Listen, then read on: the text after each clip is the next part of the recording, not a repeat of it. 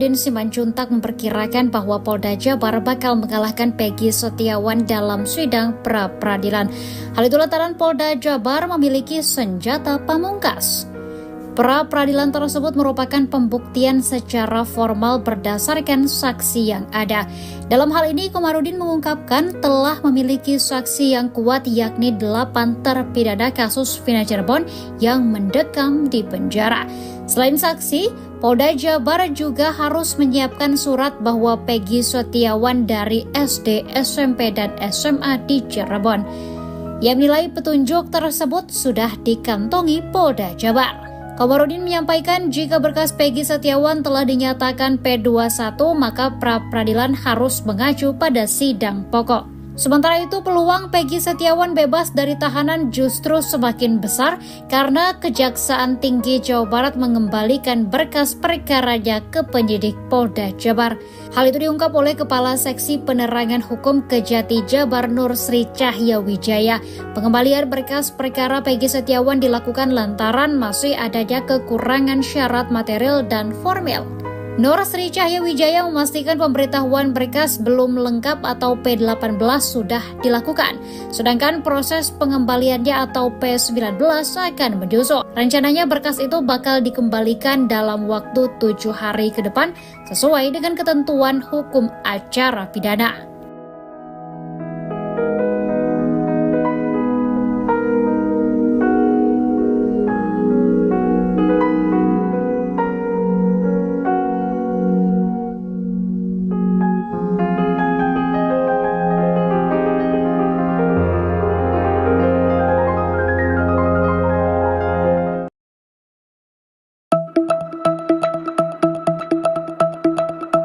Tony RM, kuasa hukum Peggy Setiawan membuat pernyataan mengejutkan jelang sidang pra-peradilan pada 1 Juli 2024 mendatang.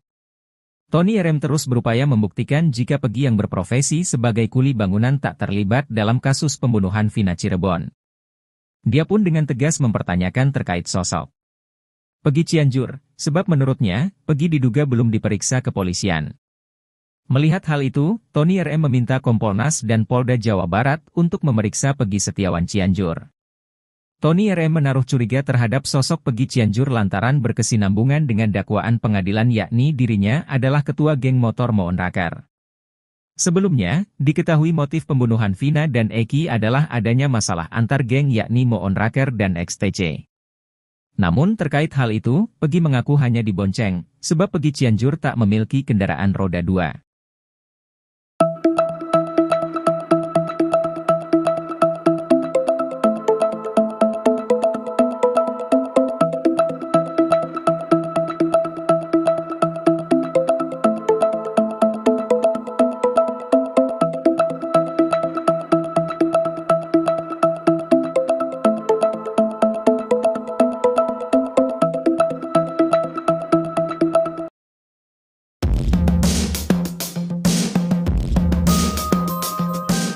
Ternyata anak buah Ibtu Rudiana ayah Eki, sudah pernah mengecek CCTV kasus Vina Cirebon.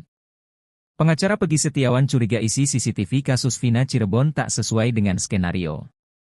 CCTV kasus Vina selama ini menjadi pertanyaan publik. Konon di lokasi tewasnya Eki dan Vina di Jembatan Talun Cirebon terpasang sejumlah CCTV. Bukan hanya di Jembatan Talun, CCTV juga terpasang di sejumlah tempat kawasan Jalan Perjuangan dekat SMP 11. Rupanya CCTV kasus Vina bukan hanya tuduhan belakang. Dalam isi putusan sidang kasus Vina Cirebon, saksi Gugum Gumilar mengaku sudah pernah mengecek CCTV di lokasi kejadian tewasnya Eki.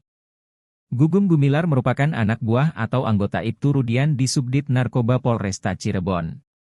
Dalam kesaksiannya, Gugum Gumilar mengaku mendapat informasi Eki dan Vina tewas dari Ibtu Rudiana pada Sabtu 27 Agustus 2016.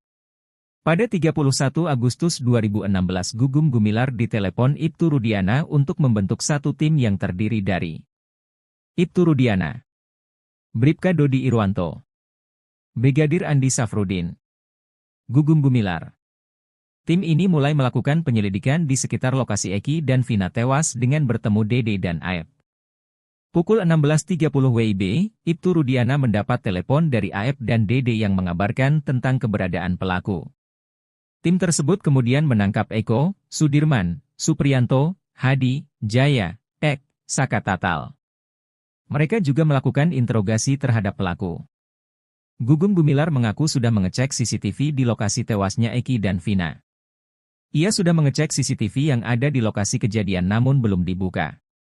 Pengacara Peggy Setiawan, Tony RM mempertanyakan mengapa CCTV tersebut tidak dibuka. Tony curiga, dari rentang waktu pukul 10 WIB Ibtu Rudiana menghubungi AF sampai dihubungi tentang keberadaan pelaku pukul 12 waktu Indonesia Barat. Sampai kemudian membuat laporan berita acara perkara, BAP, pukul 18.30 waktu Indonesia Barat. Ia curiga Ibtu Rudiana sudah menginterogasi para pelaku sebelum membuat laporan BAP. Tony RM juga curiga, setelah interogasi dan terlanjur membuat BAP, Ibtu Rudiana melihat CCTV yang dicek Gugum Gumilar ternyata isinya tak sesuai dengan yang sudah dituangkan dalam BAP. Dia pun mendesak Polri untuk bisa membuka CCTV kasus Vina demi mengembalikan kepercayaan masyarakat. Kalaupun ternyata CCTV itu hilang atau dihapus, karena sudah terlampir dalam putusan sidang kasus Vina, maka pelakunya bisa dikenakan pidana obstruction of justice. Penyidik Polda Jabar ternyata punya 5 nama Peggy di daftar pencarian orang, DPO, kasus Vina Cirebon. Hal itu membuat Peggy Setiawan merasa diperlakukan tak adil. Sebab dari 5 nama Peggy DPO itu, hanya Peggy yang bekerja sebagai kuli yang dijadikan tersangka. Kuasa hukum Peggy Setiawan, Muhtar Effendi meyakini kalau kliennya merupakan korban salah bidik oleh penyidik Polda Jabar. Selain itu, Muhtar Effendi juga menyinggung pernyataan dari Kompolnas yang diwakili oleh Yusuf Warsin. Menurutnya, saat itu Kompolnas mengatakan ada 5 nama Peggy Setiawan yang jadi sasaran penyidik Polda Jabar. Ia pun mempertanyakan kenapa 4 nama Peggy Setiawan lainnya tidak diperlakukan seperti kliennya. Menanggapi hal itu, Direktur Eksekutif Lemkapi, Edi Hasibuan mengatakan, butuh proses panjang untuk penyidik Polda Jabar dalam menetapkan tersangka. Penyidik sudah melakukan beberapa kali gelar perkara untuk menangkap Peggy Setiawan.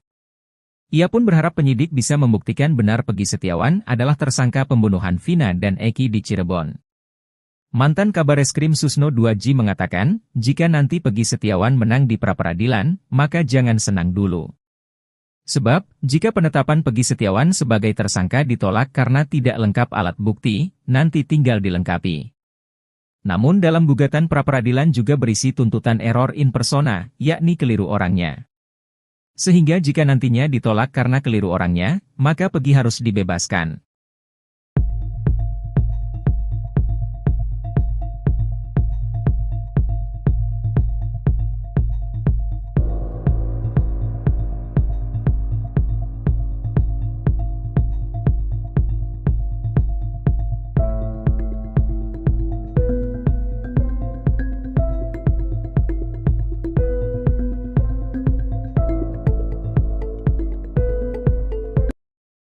Peggy Setiawan Cianjur kembali menjadi topik pembicaraan publik. Banyak pihak menduga jika Peggy Cianjur terlibat dalam kasus pembunuhan Vina Cirebon. Bukan tanpa alasan, sebab Peggy Cianjur termasuk bagian dari geng motor Moon Raker. Kuasa hukum Peggy Setiawan, Tony RM menaruh curiga terhadap sosok Peggy Cianjur lantaran berkesinambungan dengan dakwaan pengadilan. Melihat hal itu, Tony RM meminta Kompolnas dan Polda Jawa Barat untuk memeriksa Peggy Setiawan Cianjur. Seiring berjalannya waktu, publik masih menduga Peggy Cianjur terlibat dalam kasus tewasnya Vina dan Eki. Belum sempat buka suara, Peggy Cianjur justru kembali dibela. Kali ini Peggy Cianjur dapatkan pembelaan dari orang nomor 1 tingkat desa. Ia dibela Kepala Desa Gadok, Kecamatan Cipanas, Kabupaten Cianjur, Miftah Fauzi. Adapun alasannya karena mengenal keluarga Cecep, ayah Peggy. Miftah menyebut kesalahan pada nik Peggy Cianjur yang belum diperbaiki karena dirinya baru tahu adanya kesalahan.